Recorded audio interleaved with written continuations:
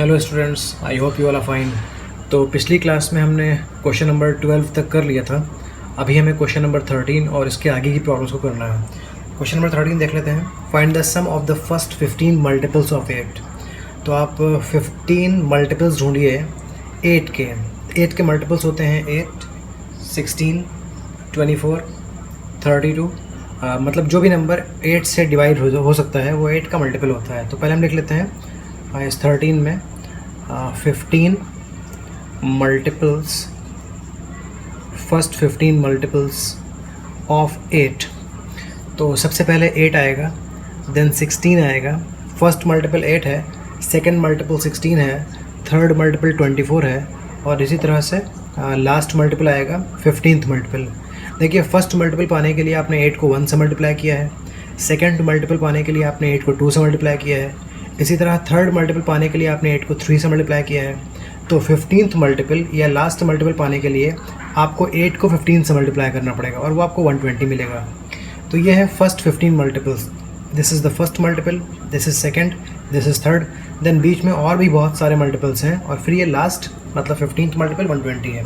आपको इन सब का सम बताना है। तो पहले आप देखो, ये एक AP बन रही है। फर्स्ट टर्म है 8, सेकेंड टर्म है 16, इन दोनों के बीच में डिफरेंस है 8, इन दोनों के बीच में डिफरेंस है 8। आप देख लें, किसी भी दो टर्म्स के बीच में डिफरेंस 8 आ रहा है, इसका मतलब ये एक AP है। इस AP का जो फर्स्ट टर्म है वो 8 है, और इस AP का डिफरेंस भी 8 ही है, और इस AP का जो लास्ट टर्म है वो 120 है, और नंबर ऑफ टर्म्स 15 है। ये टोटल 15 टर्म्स है, first term, second term, third term, और ये 15th टर्म है। आपको इन सारे टर्म्स का सम बताना है। ओके, लास्ट टर्म भी लिख सकते हैं 120। तो आपको मालूम है कि अगर आपको सम फाइंड करना रहता है इन टर्म्स का, तो आप n/2 into a plus l। चलिए इस बार इस फॉर्मूला से करते हैं। इस फॉर्मूला से मैं इसलिए कर सकता हूँ बिकॉज मुझे लास्ट टर्म मालूम है। जब आपको लास्ट टर्म मालूम हो तभी इस फॉर्मूले को यूज़ करिएगा। ओके, तो हमें फाइंड करना है 15 टर्म्स का सम। 15 टर्म्स का सम फाइंड करने के लिए हम n की जगह 15 लिखेंगे, अपॉन 2 लिखेंगे, a की जगह फर्स्ट टर्म लिखेंगे जो कि 8 है, और l की जगह लास्ट टर्म लिखेंगे जो कि 120 है। चलिए 15 को 2 से हम डिवाइड कर देते हैं और मल्टीप्लाई कर देते हैं 128 से। अब इसके आगे 128 और 2 कैंसिल होंगे, तो ये 64 बचेगा। अगर आप 64 को 15 से मल्टीप्लाई करोगे तो देख लेते हैं क्या मिलेगा हमें मिल जाएगा 069। Yes, we have got 960। The answer is 960। I hope it is clear. तो हमने फर्स्ट 15 मल्टीपल्स ऑफ 8 का सम फाइंड कर लिया है, and it is 960। I hope it is clear. चलिए जी, अब हम समझते हैं क्वेश्चन नंबर 14। क्वेश्चन नंबर 14 में लिखा हुआ है find the sum of odd numbers between 0 and 50। तो चलिए पहले आप ये सोचिए कि 0 और 50 के बीच में कौन कौन से नंबर्स ऑड होते हैं। तो ऑड नंबर्स बिटवीन 0 एंड 50 में आपको मिलेगा 1 ऑड है, 3 ऑड है, 5 ऑड है, और जो लास्ट होगा ना वो 49 ऑड होगा। ठीक है जी। ओके, आप देखें कि ऐसे नंबर्स जो 2 से डिवाइड नहीं हो सकते हैं वो ऑड कहलाते हैं। So these numbers are odd number because ये सब के सब 2 से डिविजिबल नहीं है। ओके, तो आप देख सकते हैं ये AP है, क्योंकि यहाँ हर दो टर्म्स के बीच में डिफरेंस 2 है। 1 और 3 के बीच डिफरेंस 2 है, 3 और 5 में डिफरेंस 2 है। नेक्स्ट नंबर 7 होगा, फिर 9 होगा, फिर 11 होगा, और सभी दो नंबर्स के बीच में यहाँ पर डिफरेंस 2 आ रहा होगा। सो ये AP है। इस AP का जो फर्स्ट टर्म है वो 1 है, इस AP का डिफरेंस 2 है, क्योंकि हर दो टर्म्स के बीच में डिफरेंस 2 आ रहा है, और इस AP का लास्ट टर्म 49 है। अब हमें ये नहीं मालूम है कि इस AP में टर्म्स कितने हैं। ओके, ये पता करने के लिए आप इस लास्ट टर्म को nth टर्म मान लो। nth टर्म की वैल्यू 49 गिवन है। nth टर्म मतलब a प्लस n-1 d, इसकी वैल्यू 49 गिवन है। आप यहाँ पर a की वैल्यू कॉपी कर लो, 1 है, n-1 इंटू d की वैल्यू कॉपी कर लो, d की वैल्यू 2 है। This is equals to 49। ठीक है जी। चलिए हम इसको सॉल्व करते हैं, इसके आगे सॉल्व करते हैं।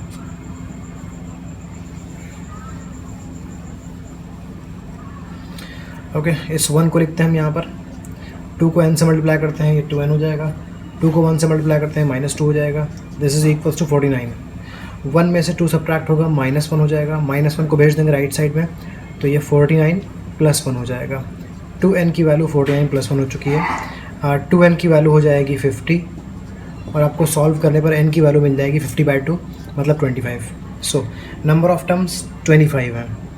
अब आपको नंबर ऑफ टर्म्स भी मालूम है, फर्स्ट टर्म भी मालूम है और डिफरेंस भी मालूम है। नंबर ऑफ टर्म्स 25 है, फर्स्ट टर्म 1 है और डिफरेंस 2 है।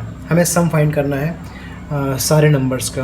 तो आपको पता है कि सम ऑफ n टर्म्स फाइंड करने के लिए आप लिखते हो n/2 into a plus L. ये फॉर्मूला हम यहाँ यूज़ कर सकते हैं बिकॉज हमें लास्ट टर्म मालूम है 49। ठीक है जी, हमें सम फाइंड करना है 25 टर्म्स का, क्योंकि इस AP में 25 टर्म्स हैं। सो आप n को लिखोगे 25/2, फर्स्ट टर्म की वैल्यू 1 है और लास्ट टर्म की वैल्यू 49 है। चलिए सॉल्व कर लेते हैं इनको। 25/2 इंटू 50, तो इन्हें मल्टीप्लाई करने पर आ रहा है 625। So this is the answer. This is the sum of all the odd numbers which come between 0 and 50। I hope it is clear. तो ये क्वेश्चन तो हो गया है। अब हम बढ़ते हैं क्वेश्चन नंबर 15 की तरफ। 15 में देख लीजिए, a contract on construction job, a contract on construction job specifies a penalty for delay of completion beyond a certain date as follows. मतलब कोई कंस्ट्रक्शन जॉब है और उसके कॉन्ट्रैक्ट में ये बोला गया है कि अगर काम डिले होता है तो काम के डिले होने पर कुछ पेनाल्टी पड़ने वाली है। वो पेनाल्टी कुछ इस तरह से पड़ेगी। फर्स्ट डे की पेनाल्टी ₹200 है, नेक्स्ट सेकेंड डे की पेनाल्टी ₹250 है। देखिए पेनाल्टी ₹50 बढ़ गई है। थर्ड डे की पेनाल्टी ₹300 है, मतलब 50 फिर बढ़ गई है। तो ये एक AP बन रही है। यहाँ पर अगर हम पेनाल्टीज़ देखें, अगर आप पेनाल्टीज़ देखें फर्स्ट डे की, तो फर्स्ट डे की पेनाल्टी 200 है, सेकेंड डे की पेनाल्टी 250 है और थर्ड डे की पेनाल्टी 300 है। मतलब हर पेनाल्टी पिछली पेनाल्टी से 50 ज़्यादा है। ओके जी, ये ऐसे ही चलता रहेगा। ऐसे फोर्थ डे की 350 आ जाएगी, फिफ्थ डे की 400 आ जाएगी, ये बढ़ता रहेगा। Okay, the penalty for each succeeding day being ₹50 more than. हर बार ₹50 बढ़ रहा है। अब हमें बताना है how much money the contractor has to pay as penalty. तो कॉन्ट्रैक्टर को पेनाल्टी कितनी देनी पड़ेगी अगर उसका वर्क 30 डेज़ डिले हो गया है। अगर एक दिन डिले हुआ है तो उसको 200 देने हैं। अगर 2 दिन डिले हो गया है तो उसको this प्लस दिस देना है। ये पहले दिन के लिए, ये दूसरे दिन के लिए।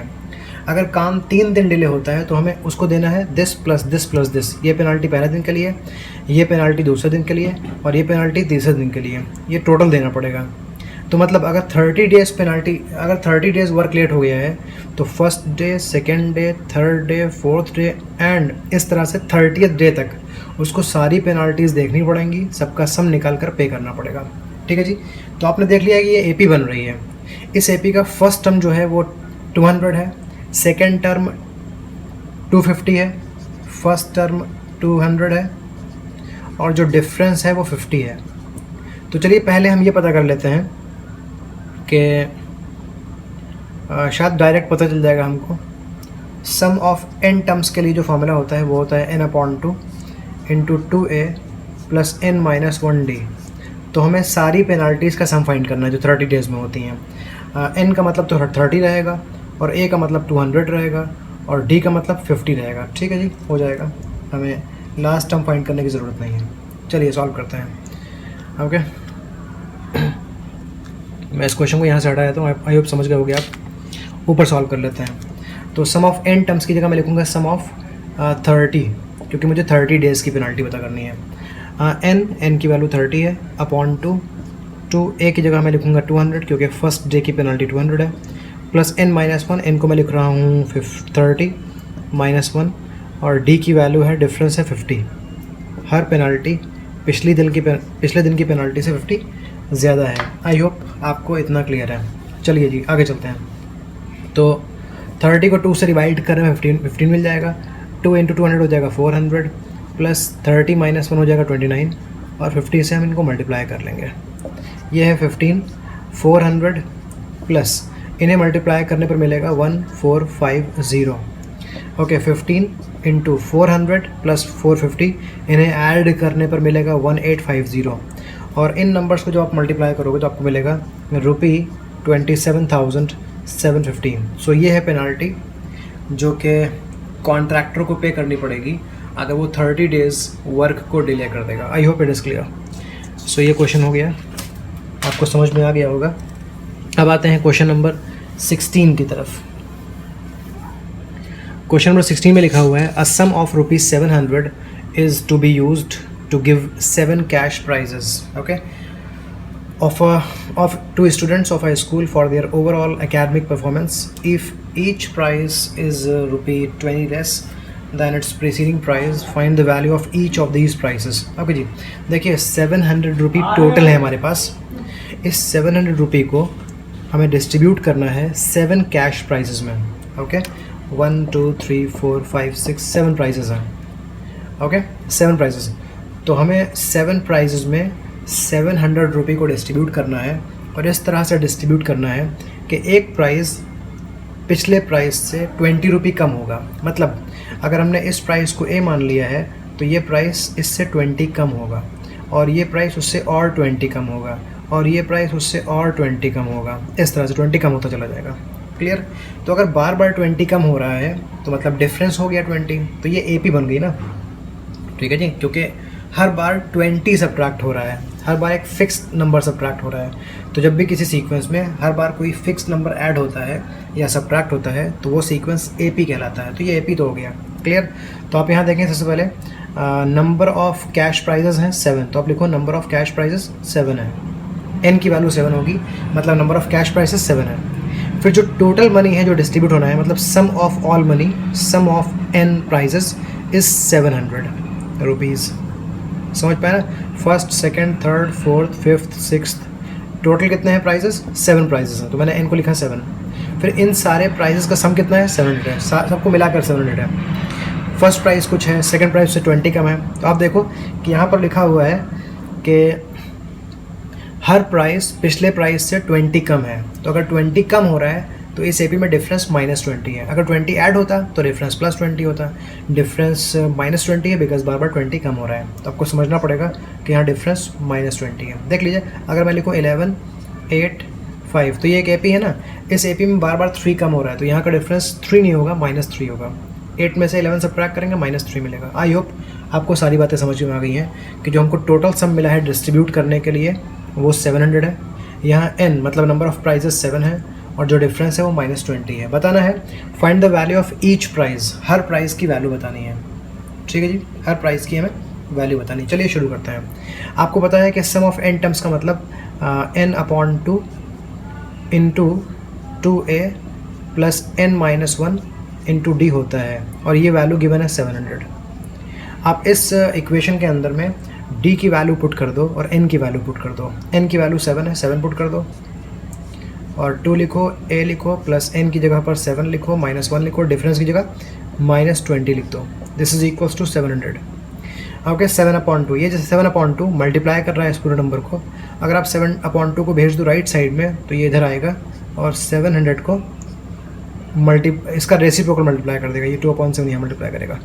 इधर 2a लिखा हुआ है प्लस 7 - 1 6 होता है. 6 को 120 से मल्टीप्लाई करेंगे तो ये हो जाएगा -6 को 120 से 6 को 20 से मल्टीप्लाई करेंगे तो -120 हो जाएगा. Yes, okay, I hope it is clear. चलिए जी, इसके आगे सॉल्व कर लेते हैं. तो आप देखें 2a की वैल्यू, 2a इस -120 को भेज देते हैं राइट साइड में. देखिए 7 और 700 कैंसिल हो गए तो 100 बचा. 100 2 को मल्टीप्लाई किया तो 200 हो गया था और ये -120 गया राइट में तो ये हो गया +120. इन दोनों का सम होता है 320. ये 2 इधर आएगा, इसको डिवाइड कर देगा तो a की वैल्यू हो जाएगी 320/2. 320/2 क्या होता है सोचिए ज़रा, 160. मतलब यहाँ फर्स्ट टर्म है 160. ठीक है जी, आपको फर्स्ट टर्म 160 मिल चुका है. आपको बताना है हर प्राइस की वैल्यू कितनी होगी. तो फर्स्ट प्राइस तो मिल गया, ए का मतलब होता है फर्स्ट टर्म, मतलब फर्स्ट प्राइस तो मिल गया. तो जो फर्स्ट प्राइस है वो है ₹160. जो सेकंड प्राइस होगा वो उससे 20 कम है ना, तो इसलिए वो 140 हो जाएगा. इसी तरह से जो थर्ड प्राइस होगा वो उससे 120 कम होगा तो 120 हो जाएगा. फोर्थ प्राइस इससे भी 20 कम होगा तो वो 100 हो जाएगा. और फिफ्थ प्राइस इससे भी 20 कम हो जाएगा तो 80 हो जाएगा. और सिक्स्थ प्राइस इससे भी 20 कम तो ये 60 हो जाएगा. और सेवन्थ और लास्ट प्राइस ₹40 हो जाएगा. आई होप समझ गए आप. ठीक है ना, ये सब रुपीज़ में है. कुछ जगह मैंने लिखा नहीं रुपीज़ में तो नहीं, मैंने यूँ लिख दिया है. आई होप क्लियर है आपको. ठीक है जी, ओके। चलिए जी, अब चलते हैं हम क्वेश्चन नंबर 17 की तरफ।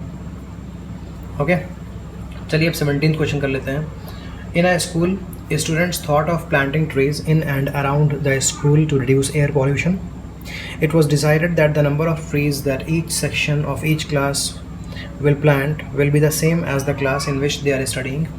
For example, a section of class 1 will plant 1 tree, a section of class 2 will plant 2 trees, and so on till class 12th. There are 3 sections of each class. How many trees will be planted by the students? Okay जी, तो यहाँ लिखा ये हुआ है कि students ने सोचा है कि वो कुछ ट्रीज़ लगा देते हैं ताकि एयर पॉल्यूशन कम हो जाए। अब उन्होंने डिसाइड किया कि पेड़ इस तरह से लगाने हैं। एक सेक्शन याद रखिए, हर स्टूडेंट प्लांट नहीं लगाएगा, पूरा सेक्शन मिलकर प्लांट लगाएगा।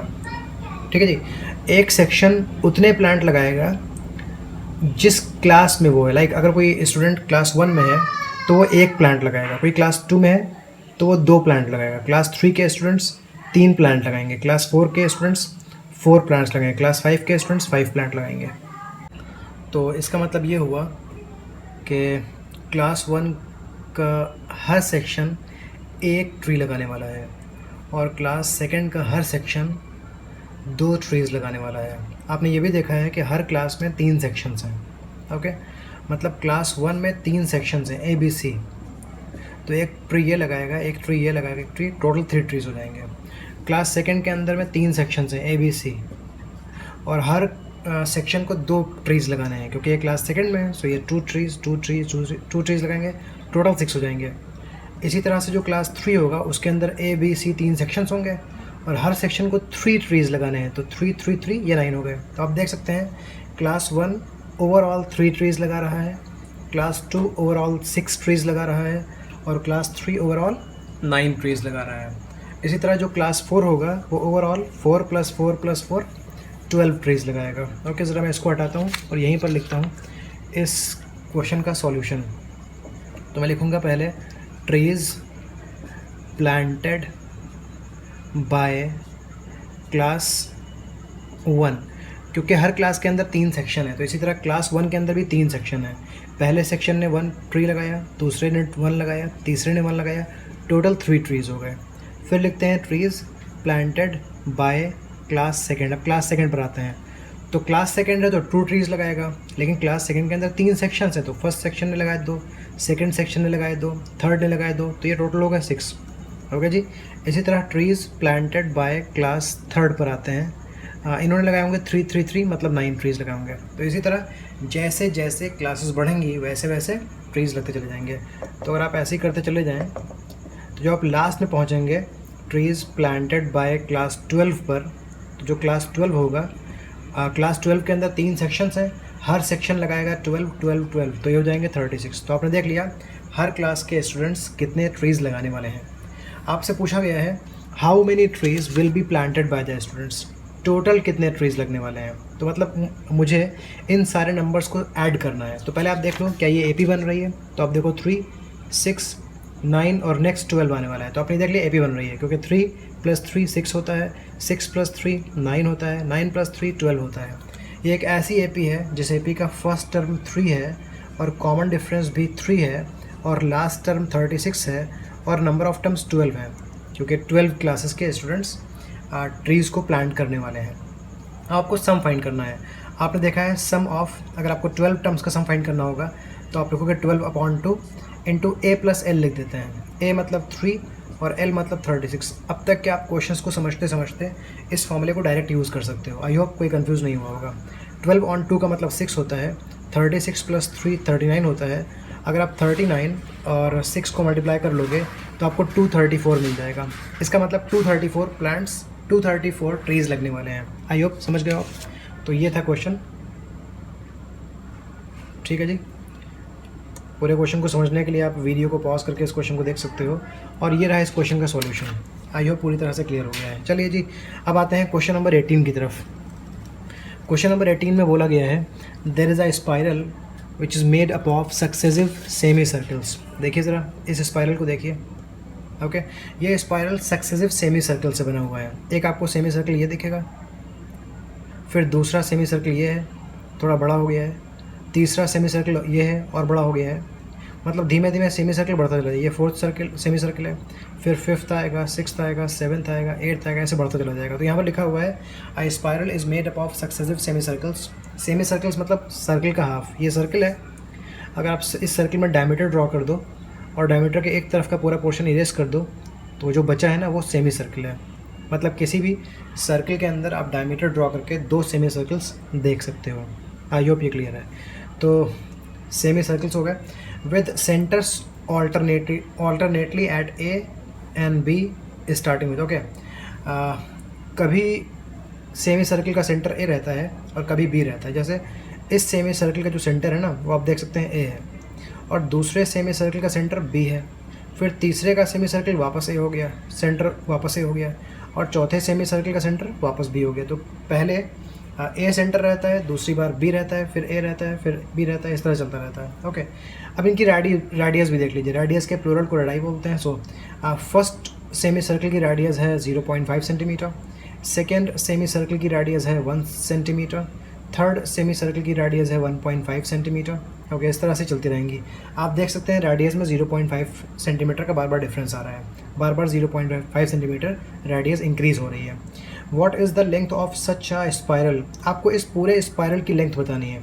मतलब आपको ये लेंथ और ये लेंथ और ये लेंथ और ये लेंथ, सारी लेंथ्स को ऐड करना है। और यहाँ पर यह भी लिखा हुआ है कि ये सेमी सर्कल्स 13 सेमी सर्कल्स हैं। आपको 1 2 3 4 दिख रहे हैं ना, इस तरह से चलते चलते 13 होंगे। आपको उन 13 का सम फाइंड करना है।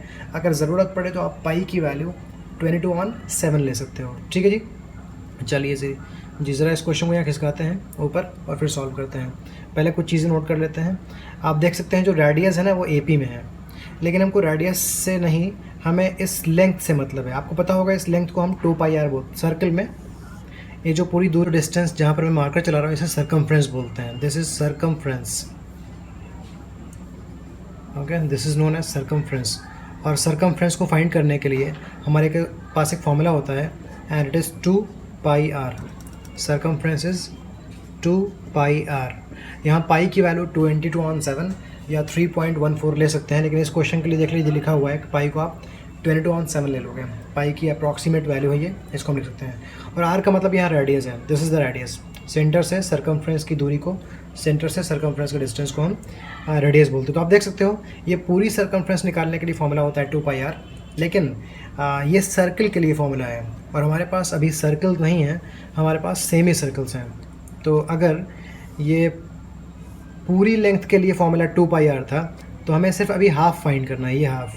तो इस हाफ के लिए हम 2πr का हाफ कर देंगे, तो 2πr का हाफ πr होता है। मतलब अगर आपको ये लेंथ फाइंड करनी है तो πr फाइंड कर लीजिए, दूसरी लेंथ फाइंड करनी है तो πr फाइंड कर लीजिए, और तीसरी लेंथ फाइंड करनी है तो πr फाइंड कर लीजिए। चलिए हम सारी लेंथ फाइंड कर लेते हैं और फिर उनका सम फाइंड कर लेते हैं, तो हमें पूरे स्पायरल की लेंथ मिल जाएगी। पहले हम फर्स्ट स्पायरल के फर्स्ट पार्ट की लेंथ फाइंड करते हैं, फिर सेकंड पार्ट की लेंथ फाइंड करते हैं, फिर थर्ड फाइंड करेंगे। सारी लेंथ फाइंड करने के बाद हम उनका सम फाइंड कर सकते हैं। ठीक है जी, तो ज़रा मैं इसको रेज करता हूँ और मैं यहाँ फाइंड करने वाला हूँ length of arc with centre A and radius 0.5 centimetre. 0.5 centimetre देख लीजिए ज़रा। मैं बात कर रहा हूँ इस आर्क की। इस पूरे को तो सर्कमफ्रेंस बोलते हैं, लेकिन सर्कमफ्रेंस अगर पूरा सर्कमफ्रेंस ना हो, आप सर्कमफ्रेंस का पार्ट ले रहे हो तो उसे आप आर्क बोलोगे। तो ये इतना पार्ट को हम आर्क बोल रहे हैं, ठीक है, मैं इसे आर्क बोल रहा हूँ। तो मैं इस आर्क की लेंथ फाइंड करने वाला हूँ। मुझे पता है πr फॉर्मूला से मैं इसको पता कर सकता हूँ। ठीक है जी, ओके। ये वो आर्क है जिसका सेंटर ए है और इसकी रेडियस 0.5 गिवन है। जब मैं दूसरी आर्क लूँगा तो रेडियस 1 ले लूँगा, जब मैं तीसरी आर्क लूँगा तो 1.5 ले लूँगा। ठीक है जी, तो मैं ये लेंथ पता कर रहा हूँ, मैं इसको πr से पता करूँगा। पाई और आर की जगह 0.5 ले दूँगा, ये इतना हो जाएगा। अब मैं पता करता हूँ length of arc with centre. इस बार सेंटर बी रहेगा और इस बार रेडियस बदल जाएगी, रेडियस हो जाएगी 1 सेंटीमीटर। देख लीजिए, इस बार मैं इसकी बात कर रहा हूँ, मैं दूसरी आर्क की बात कर रहा हूँ। इस आर्क का जो सेंटर है वो बी है और इस आर्क के लिए जो रेडियस है ना, ये रेडियस है 1 सेंटीमीटर। ओके, क्योंकि ये दूरी पता चलेगी पाई आर से, सो मैं यहाँ भी पाई आर कर लेता हूँ। मैंने लिखा पाई और रेडियस की जगह 1 लिखूँगा, पाई इंटू 1 सेंटीमीटर।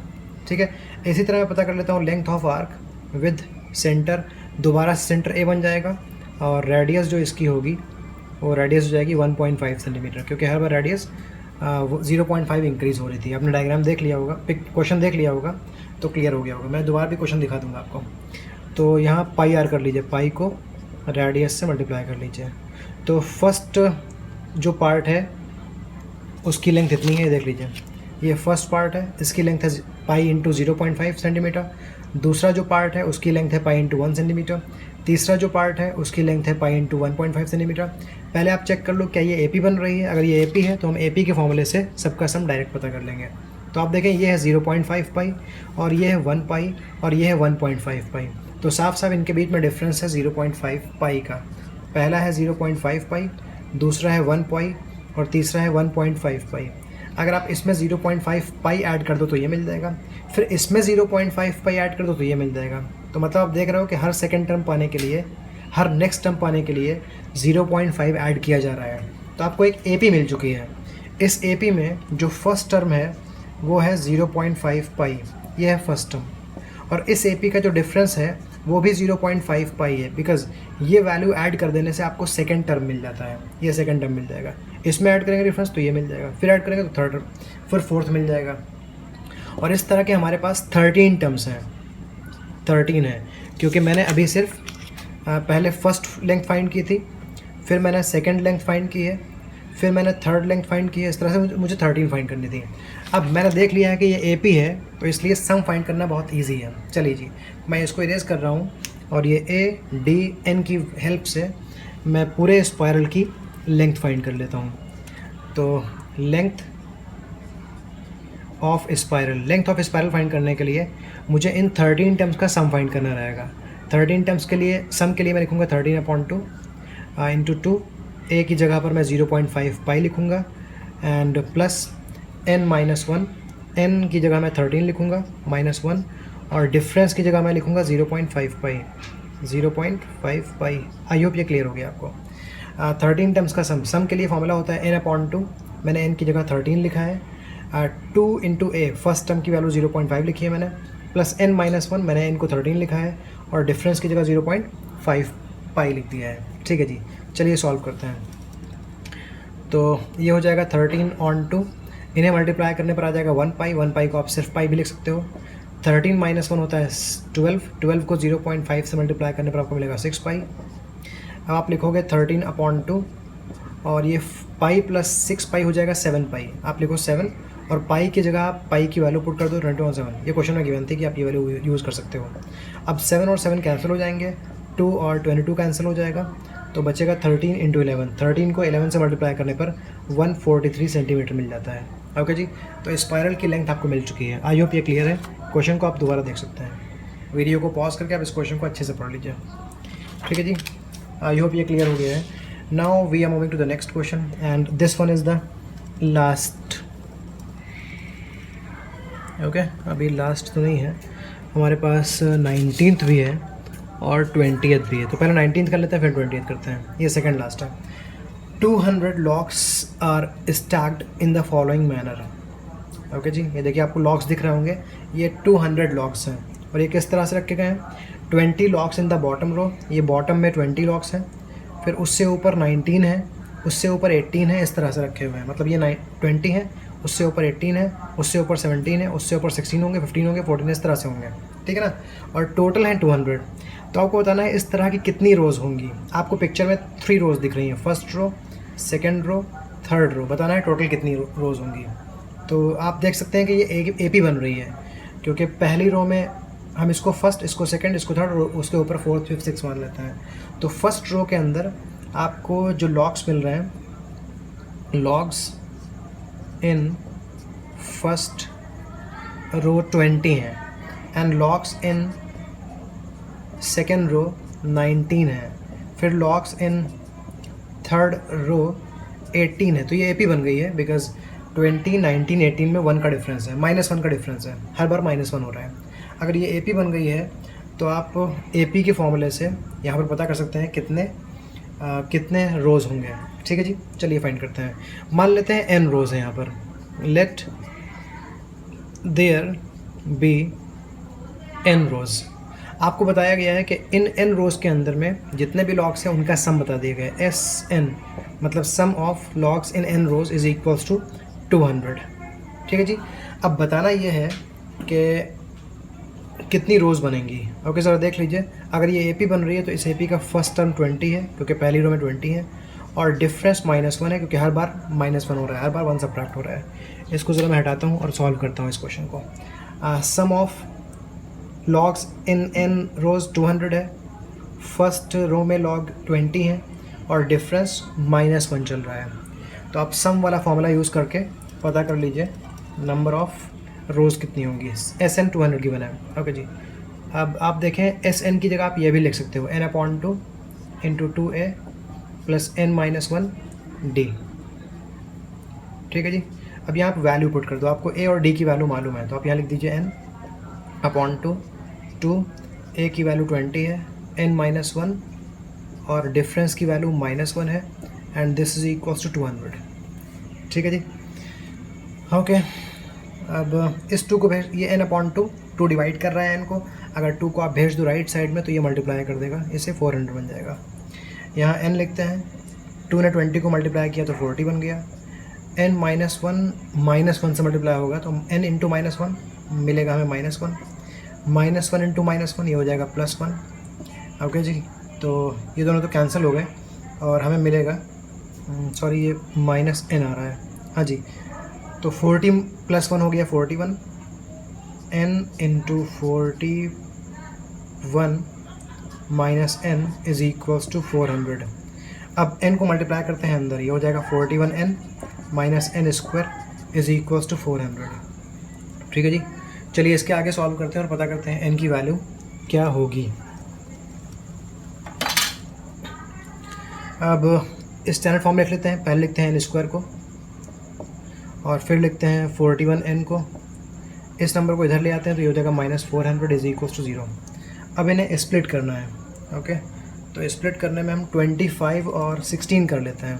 अगर आप सोच रहे हैं कैसे, तो आप 400 के फैक्टर्स कर लो, उन फैक्टर्स में 2 ग्रुप बनाइए और वो 2 ग्रुप आपको मिलेंगे 25 और 16। -n² + 25n + 16n -400 is equals to 0। आप इन दोनों नंबर्स को मल्टीप्लाई करो या इन दोनों नंबर्स को मल्टीप्लाई करो, रिजल्ट सेम आएगा। और इन दोनों का अगर आप कैलकुलेशन करोगे, वापस एडिशन करोगे तो आपको ये मिल जाएगा। इट मीन्स स्प्लिटिंग सही है। इन दोनों में कॉमन ले लेते हैं -n, तो यहाँ बचेगा n-25। यहाँ कॉमन ले लेते हैं 16, तो बचेगा n-25। अब n-25 दोनों जगह पर है, सो n-25 कॉमन हो गया, तो यहाँ बचेगा -n और यहाँ बचेगा 16। ओके, n-25 को 0 के इक्वेट कर दीजिए, तो n की वैल्यू हो जाएगी 25। इधर -n + 16 को 0 के इक्वेट कर दीजिए, तो n की वैल्यू हो जाएगी 16। ओके, अब आप देख लीजिए एक बार फिर क्वेश्चन क्या था। यहाँ पर लिखा हुआ है कि नंबर ऑफ़ रोज़ 25 भी हो सकती हैं और 16 भी हो सकती हैं, लेकिन ये 25 पॉसिबल नहीं है। क्यों, ये देख लीजिए ज़रा। फर्स्ट रो में 20 है, सेकेंड रो में 19 है, थर्ड रो में 18 है। इस तरह से अगर आप धीमे धीमे ऊपर जाएंगे ना, तो फर्स्ट रो में जब आप 20th रो पर जाएंगे तो ये घटते घटते घटते घटते बहुत कम हो चुकी होंगी। देख लीजिए ज़रा, अगर फर्स्ट रो में 20 हैं, सेकेंड रो में 19 है, थर्ड रो में 18 है, फोर्थ रो में 17 होंगी, तो आप देखोगे 25th रो आ ही नहीं पाएगी और 25th रो के आने से पहले ही लॉग्स ख़त्म हो चुके होंगे। ठीक है जी, क्योंकि ये फाइनली क्या होंगे, बहुत कम होंगे तो 1 होगा, 1 से कम तो लॉग होगा नहीं। ओके जी, तो इसलिए 25 पॉसिबल नहीं है, क्योंकि 25 रो तक आते आते उससे पहले ही ये लॉग ख़त्म हो चुके होंगे, उससे पहले ही रो में 1 लॉग आ चुका होगा। समझ गए आप? तो इसका मतलब अगर 25 पॉसिबल नहीं है तो हमें n की वैल्यू 16 लेनी है। n की वैल्यू 16 ले लेते हैं हम लिखेंगे n is equals to 25 is not possible. n is equals to 25 is not possible, hence n is equals to 16। ठीक है जी, ओके। सो हमने ये तो बता दिया n की वैल्यू 16 है, लेकिन कुछ और भी पूछा गया है। And how many locks are in the top row, top row में कितने हैं? टॉप रो तो 16th है ना, क्योंकि लास्ट यही होगी। First row, second row, third row, 16 rows हैं, तो 16th रो लास्ट है। आपको बताना है इस रो में कितने लॉक्स हैं, आपको बताना है n की वैल्यू बतानी है, nth टर्म बताना है, इसमें कितने लॉक्स नहीं बताना है। तो इसको फाइंड करने के लिए फॉर्मूला होता है a + n-1d। ओके जी, यहाँ पर a की वैल्यू 20 होगी, क्योंकि पहले रो में 20 लॉक्स हैं, प्लस n की वैल्यू आप लिखोगे 16, आप 16 का पता कर रहे हो, 16 - 1, और d की वैल्यू होगी -1, क्योंकि हर बार एक लॉक कम हो रहा था। हर बार जब हम आप ऊपर जाते थे ना, देख लीजिए, जब आप ऊपर जाते हो ना तो एक लॉक कम हो जाता है, एक लॉक कम हो जाता है, तो ये डिफरेंस -1 चल रहा है। सॉल्व करते हैं इसे। 20 16 - 1 होता है 15, 15 को -1 से मल्टीप्लाई करेंगे, मिलेगा -15, और ये सॉल्व करने पर 5 आ जाएगा। ओके जी, इसका मतलब 16th रो में 5 लॉक्स हैं। ओके, आई होप सभी को क्लियर हो गया ये, और ये भी समझ में आ गया कि 25 पॉसिबल क्यों नहीं था। अगर आप कंफ्यूज हो ज़रा देख लीजिए एक बार फिर, देख लीजिए ये जो फर्स्ट रो है ना, इसमें 20 लॉक्स हैं। इस तरह से सेकेंड, थर्ड, फोर्थ, फिफ्थ, 6, 7, 8, 9, 10, 11, 12, 13, 14, 15, 16, तो यहाँ पर होंगे 19, फिर यहाँ पर और कम हो गए तो 18 होंगे, फिर 17 होंगे, फिर 16 होंगे, 15 होंगे, 14, 13, 12, 11, 10, 9, 8, 7, 6, 5, 4, 3, 2, 1। ओके, तो आप देख लें कि ये 20th रो है, और 20th रो में एक बचा है, तो 21st रो में तो कुछ बचा ही नहीं ना। इसका मतलब 21st रो, 22nd रो, 23rd रो, 24th रो, 25th रो बन ही नहीं रही हैं। तो जो हमारा आंसर 25 आया था वो इसलिए पॉसिबल नहीं था। आई होप जो स्टूडेंट्स कंफ्यूज थे कि इनको मैंने क्यों नेगलेक्ट कर दिया है, उन्हें क्लियर हो गया होगा। ओके, अब आते हैं क्वेश्चन नंबर 20 पर। 20 में लिखा हुआ है in a potato race. Okay, ये पोटैटो खाने की रेस नहीं है, पोटैटो को उठाने की रेस है। In a potato race a bucket is placed at the starting point which is 5 metre from the first potato and other potatoes are placed 3 metre apart. ठीक है, in a straight line there are 10 potatoes in the line, see figure. तो मैं आपको figure दिखा देता हूँ, ये देख लीजिए फिगर है, ये रहा फिगर। ओके जी, तो कुछ इस तरह से है ये पिक्चर, ये है इसका starting point. In a potato race a bucket is placed, ये बकेट रखी हुई है, स्टार्टिंग पॉइंट यही है बकेट, और ये फर्स्ट पोटैटो से 5 मीटर की दूरी पर है। ठीक है जी, जो फर्स्ट पोटैटो है उससे बकेट की दूरी 5 मीटर की दूरी पर है, और जो बाकी पोटैटोज हैं वो 3-3 मीटर आगे हैं। मतलब ये 5 मीटर की दूरी है, देन 3 मीटर आगे, 3 मीटर आगे, 3 मीटर आगे, 3 मीटर आगे, 3 मीटर आगे, और आपको पोटैटोज मिलते चले जाएंगे। और टोटल 10 पोटैटोज हैं, first, second, third, fourth, fifth, sixth, seventh, 8th, 9th, 10th, 10 potatoes हैं। ओके जी, a competitor start from the bucket, कोई बकेट से स्टार्ट करता है। आप इसको यहाँ मत देखिए, ये स्टार्टिंग में यहाँ थी, तो यहाँ से शुरू करना है, यहाँ पर हैं आप। इनको पहले सबसे पास वाला बकेट उठाना है पोटैटो, और उसको वापस लाकर बकेट में डालना है। देन जाना है सेकंड पोटैटो के लिए, उसको वापस लाकर रखना है। फिर जाना है थर्ड पोटैटो के लिए, उसको वापस रखना है। मतलब ऐसे करते करते करते करते करते सारे के सारे पोटैटोज उठाने हैं। तो बताना ये है कि what is the total distance of the competitor that she और ही हैज़ टू रन। तो टोटल डिस्टेंस कितना कवर करना पड़ेगा, आप ज़रा देख लो कि पहला पोटैटो उठाने के लिए उसे 5 + 5 10 मीटर का डिस्टेंस कवर करना पड़ता है। 5 मीटर जाना है पोटैटो तक, और फिर 5 मीटर वापस आना है। ठीक है जी, दूसरा पोटैटो उठाने के लिए 5 + 3 8 मीटर जाना है और 8 मीटर वापस आना है। तो दूसरे पोटैटो को उठाने के लिए उसे 8 + 8 16 मीटर डिस्टेंस कवर करना है। और थर्ड पोटैटो के लिए 5 + 3 + 3 मतलब 11 जाना है, 11 आना है, तो 22 मीटर डिस्टेंस कवर करना है। आई होप समझ गए हो आप। तो चलिए मैं ज़रा इस पिक्चर को यहाँ रख लेता हूँ, इसी की हेल्प से सॉल्व करता हूँ। ओके, तो पहले मैं लिखता हूँ distance covered in picking first potato, मैं पूरा डिस्टेंस ले रहा हूँ। मैं ये देख रहा हूँ कि पोटैटो को यहाँ पर वो कॉम्परेटर खड़ा हुआ है, यहाँ से पहले फर्स्ट पोटैटो को उठाएगा और बकेट में डालेगा। तो ये पूरा डिस्टेंस कितना वो देखता हूँ ज़रा। 5 मीटर जाना है, 5 मीटर आना है, मतलब 10 मीटर डिस्टेंस कवर करना पड़ेगा। फिर distance covered in picking second potato, second potato के लिए क्या करना पड़ेगा उसको, 5 + 3 8 मीटर जाना है, 8 मीटर वापस आना है, तो ये हो जाएगा 16 मीटर। ऐसे ही distance covered in picking the third potato, third potato के लिए 5 + 3 + 3 11 मीटर्स जाना है, 11 आना है, तो ये हो जाएगा 22 मीटर। अब ज़रा ये देख लो, इस तरह से उसको 10 टाइम्स करना है। अभी तो 3 टाइम्स किया ना, उसको 10 टाइम्स करना है, क्योंकि 10 पोटैटोज उठाने हैं। ये करने में अभी 3 पोटैटोज ही उठ पाए हैं, उसको 10 करना है। तो आप देख लो यहाँ पर n जो है ना वो 10 है, नंबर ऑफ़ टाइम्स जो ये करना है ना वो 10 है। और आप देख लो ये AP बन रही है, क्योंकि 10 में 6 ऐड हुआ तो 16 मिला, 16 में 6 ऐड हुआ 22 मिला। क्योंकि ये AP बन चुकी है, तो अब सॉल्व करना बहुत ईजी बनेगा।